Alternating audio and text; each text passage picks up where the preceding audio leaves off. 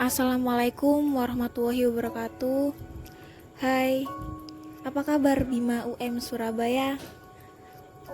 Kali ini ada sedikit hal yang ingin saya bicarakan terkait isu beberapa waktu lalu tentang gemparnya force majeure di dunia hukum.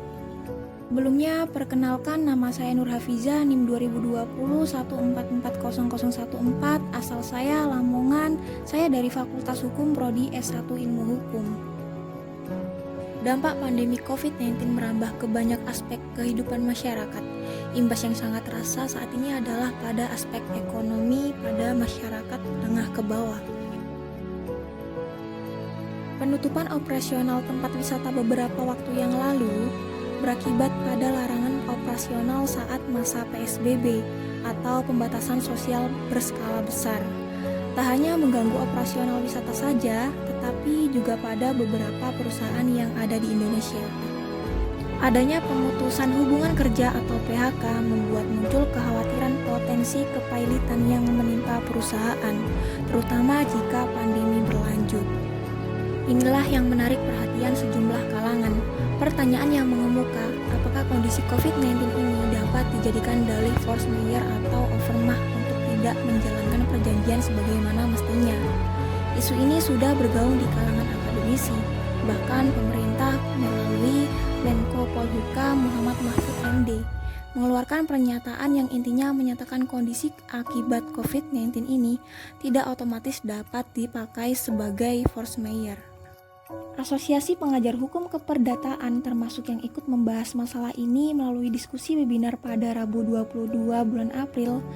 Dalam diskusi itu, Guru Besar Fakultas Hukum Universitas Airlangga, Agus Suda Hirnoko menyebutkan dasar hukum keadaan memaksa dalam BW atau Kitab Undang-Undang Hukum Perdata, tercantum dalam beberapa pasal dan kegiatan. Pengaturan force majeure di KUH Perdata fragmentaris, ujarnya. Acara yang sama, Guru Besar Hukum Perdata Universitas Indonesia, Rosa Agustina, juga menyampaikan sejumlah pasal yang relevan. Hukum online mencoba menelusuri beberapa pasal dalam KUH Perdata yang berkaitan dengan pengaturan force majeure. Pasal 1244 Aturan Umum yang berbunyi jika ada alasan untuk itu, si berutang harus dihukum mengganti biaya, rugi, dan bunga. Apabila ia tak dapat membuktikan bahwa hal tidak pada waktu yang tepat dilaksanakannya perikatan itu, disebabkan karena suatu hal yang tak terduga pun tidak dapat dipertanggungjawabkan padanya. Kesemuanya itu pun jika iktikat buruk tidak ada pada pihaknya. Ada ragam pandangan yang muncul berkaitan dengan alasan atau dalih force majeure yang digunakan debitur untuk tidak melaksanakan suatu prestasi atau kewajiban dalam perjanjian. Kondisi force majeure digunakan sebagai alasan keadaan memaksa untuk menunaikan kewajiban. Dari pandangan beberapa narasumber yang ditelusuri hukum online, mayoritas sepakat bahwa force majeure dalam situasi pandemi tidak bisa membatalkan perjanjian. Untuk itu, jalur renegosiasi kontrak menjadi sangat dianjurkan. Bahkan, asuransi Always dan RSMD juga dipandang bisa saja dijadikan alasan bahwa krisis ekonomi atas suatu bencana seperti COVID-19 bukanlah merupakan suatu kejadian yang tidak dapat diantisipasi. Lantas, apa saja sebetulnya akibat hukum jika COVID-19 dijadikan dalil keadaan kahar dalam perspektif hukum perdata?